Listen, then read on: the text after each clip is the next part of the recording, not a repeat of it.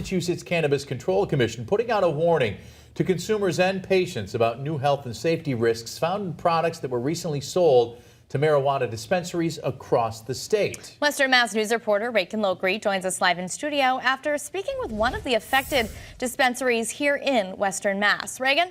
Yeah, that's right, Abby and Chris. Compliance testing ordered by the commission found yeast, mold, and coliforms above acceptable limits in several pre-rolls and other products sold at Massachusetts dispensaries.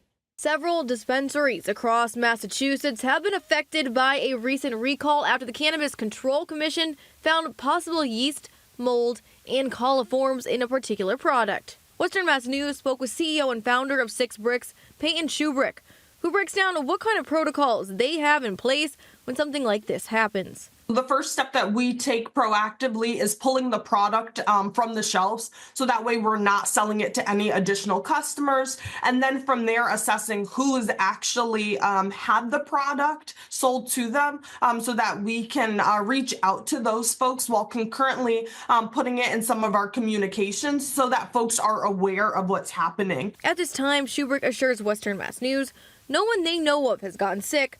However, she tells us she has made the decision to discontinue the affected brand of marijuana products from her store, determining that they are less than ideal as a partner. We can all acknowledge that having mold or yeast on a product that you're going to smoke is problematic for the potential health complications it can cause. And ultimately, as I think about Six Bricks as a whole and us as a company, that's not something we stand for. However, Shubrick does want to remind customers that Six Bricks is an independent retailer, meaning they do not grow any of their own products.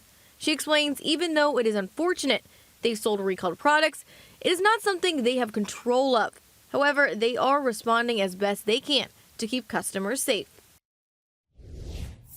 Now coming up at 6, Shubrick predicts we may be seeing more of these recalls as the cannabis industry grows and consumer safety becomes more and more of a priority.